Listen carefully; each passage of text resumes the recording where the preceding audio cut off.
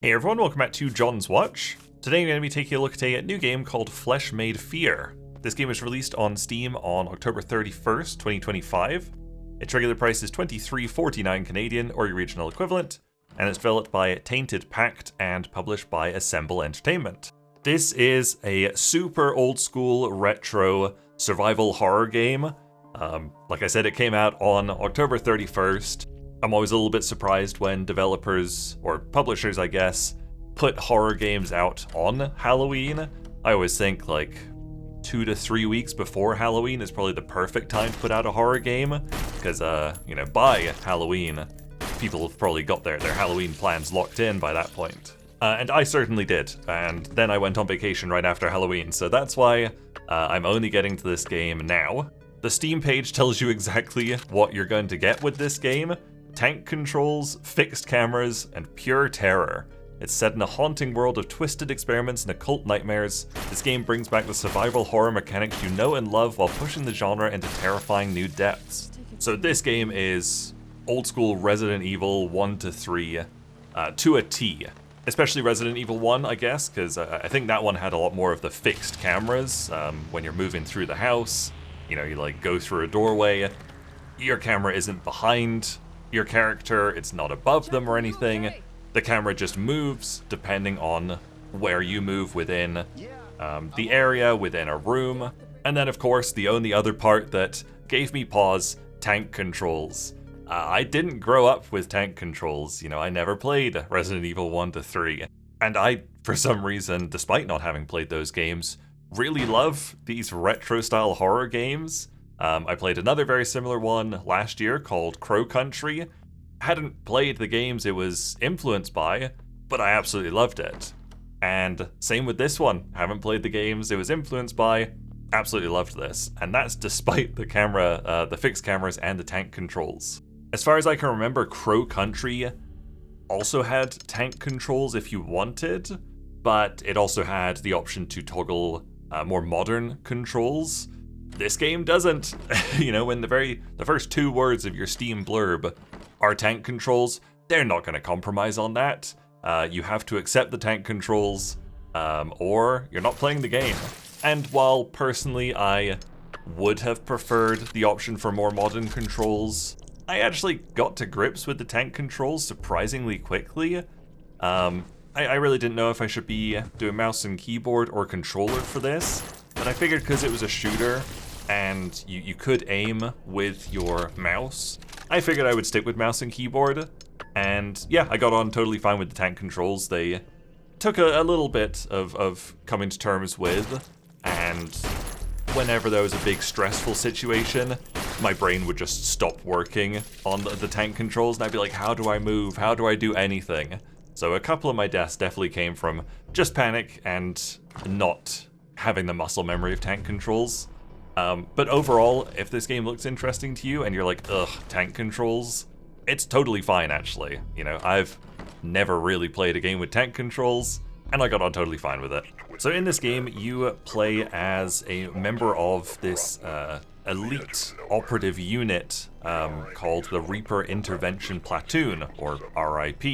This is a task force that's been deployed to neutralize Victor Ripper. He's a brilliant but deranged former CIA agent, and he's basically come into this town called Rotwood, posing as a doctor, but instead of being a nice doctor, he's been experimenting on all the people there.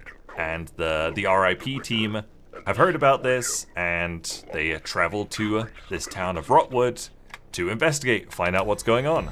At the start of the game, you can pick one of 2 playable characters. You can either play as Jack Richards or Natalie Lewis.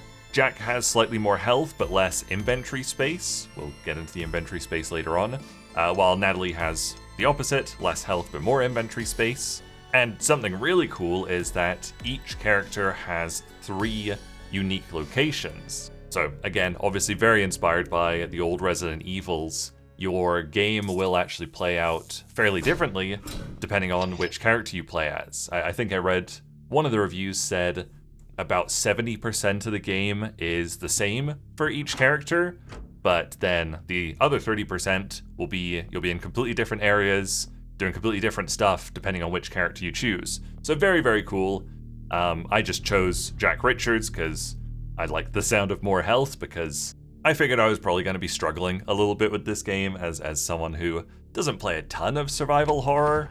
Once you've chosen your character, you get an opening cutscene of everybody on in this army vehicle driving to Rotwood. But just when you reach the outskirts of Rotwood, the bridge into town is raised, and there's no way to lower it from your side, of course. So you wander around a little bit. Eventually, you're able to lower the bridge. I think it took me probably about the first hour or so before I managed to lower the bridge. And then you can actually get into Rotwood, and then the rest of the game plays out in Rotwood. Won't go into the story anymore, I don't think, because I think that gives you enough of the story. Basically, you're looking for the Doctor, and you're just fighting your way through weird experiments, zombies, strange creatures, that kind of thing. You start off with just a melee weapon. I haven't played anything with Natalie yet. Like I said, I only played as Jack, but Jack started off with like 2 knives, like dual-wielding knives. And over the course of the game, you get a pistol, you get a shotgun, you get a 9mm, like assault rifle, I guess, and another gun that I won't mention, actually. I'll leave that as a little bit of a surprise. There might be more after those, but I don't think so. I think those are all the weapons. And that may sound all well and good, but remember, as Jack, you've got slightly less inventory space. And as Jack, you've got 8 inventory slots. And your melee weapon takes up one of those, your pistol takes up another one of those. Any ammo you might have for your weapons takes up inventory slots. Health kits and bandages also take up slots. So at the start of the game, you don't have to worry about your inventory space, but as you get further into it, you're constantly juggling items. Luckily, there are save points throughout the game, and at every one of these save points, there'll be a storage chest, and the storage chests are all linked together, so if you deposit your shotgun in one storage chest, you'll be able to pull it out at the next one. Something fun, I guess, about the save system is there are not unlimited saves. At each save system, or at each save point, on normal difficulty, which is what I played on, there's also hardcore difficulty, and I was like, nope, not happening. On normal difficulty, you find 3 bundles of paraffin wax at each save station, and in order to make a save, you have to use one of these pieces of paraffin wax. So your number of saves is actually very limited. If you run out of the paraffin wax, you're not able to save anymore. And when I was playing, I did wish there was even like a lower difficulty, like a casual mode with like infinite saves, something like that. I would quite like that personally, but the saves didn't really, or the limited number of saves didn't really bother me too much. I definitely found myself playing like a little riskier, and sometimes, like a couple of times, I would lose some progress because, you know, I thought like, well, I'd like to save, but maybe if I go clear out this room first and then save, you know, I won't have to do it later. And then I would like go into the room and die, and I'd be like, well, now I've got to redo everything before that as well. But that only happened a couple of times, and when I finished the game, I think I had 3 or 4 paraffin wax on me still, so I could have done a couple more saves. But I do think it makes you play in a bit more of an interesting way. You know, it makes you play very carefully. You know, you're not saving every single time you do something. You're trying to be strategic and do a good number of things, and then save and not risk too much. Obviously, like Resident Evil, your ammo is pretty limited. I was definitely running out several times, and a couple of times I would like finish an encounter, or like have to finish an encounter off with melee weapons because I just ran out of all my ammo, or maybe I'd run out of the ammo I had on me and had like a fully stocked assault rifle in the storage, but I just couldn't get to it. So yeah, you do have to conserve your ammo, but you obviously also have to be quite careful because using your melee weapons is fine when you're one-on-one with an enemy, but if you're faced with like a horde of zombies, you'll just get munched up. I found that Jack could take, it felt like probably 4 hits before he died. I think different enemies did different amounts of damage, and his health is displayed by a blood bag in his inventory, and that one seemed to lower by quarters, depending on how many hits he'd taken. So maybe he could take more than 4 hits from like a regular zombie, but yeah, there's no like, oh, you've lost 2 health points or something like that, or 2 hearts. You would just, when you take damage, you just have to go into your inventory and see how much your blood bag's drained, and then you can heal up with either a blood bag item or just a small bandage. Aside from the combat, there's also a lot of puzzles to solve. A lot of them come in the form of, you'll like read some writing on the wall, and then you'll have to click some buttons in order. Maybe you'll find a journal entry with a locker combination on it, or a gate combination. There was only one puzzle in the game that I was not able to figure out myself. I had to look up a walkthrough for it because I just couldn't figure out what they wanted for that one.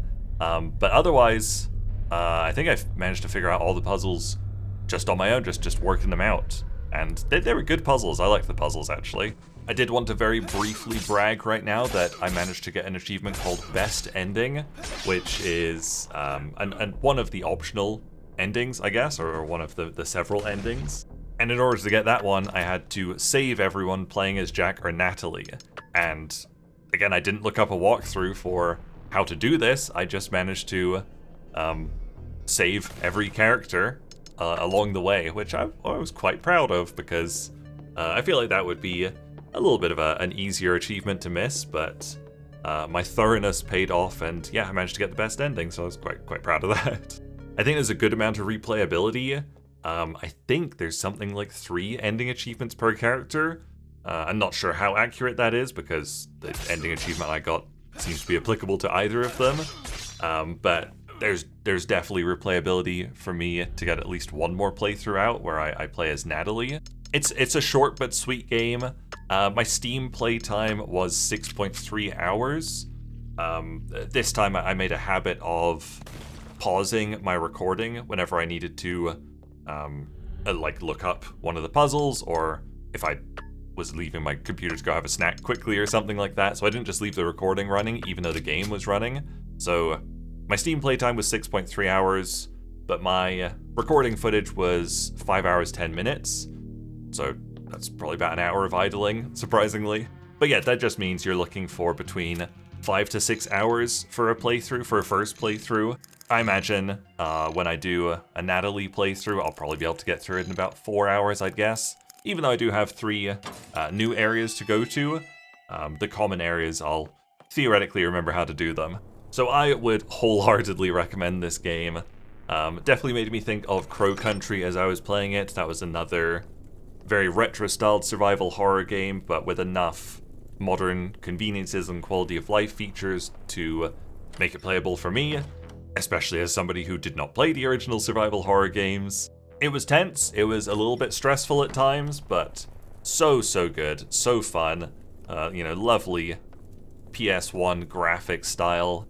I guess one thing I will say is there's a film grain effect on all the time, and there's no way to disable that in-game, but I did see on Steam that somebody had posted a way of disabling it by creating your own game config settings INI, and I turned that on, and when I got into the game, the film grain was gone, but also it, for some reason, got rid of this red or yellow outline that appears around things you can interact with or pick up. And I was like, I'm gonna be lost without this. So I had to suck it up and play with film grain on the whole time. It would be nice if you could disable film grain in the settings themselves. Maybe, hopefully the devs could consider adding that. But yes, would definitely recommend this game if you like survival horror games, if you like the original Resident Evil trilogy, if you liked Crow Country. I think you would have an absolute blast with this game. I thoroughly enjoyed it, and we'll definitely do a Natalie playthrough at some point. That was a look at Fleshmade Fear. Thank you guys very much for watching. Make sure you leave a like and subscribe if you enjoyed this video, and I'll see you guys later. Bye!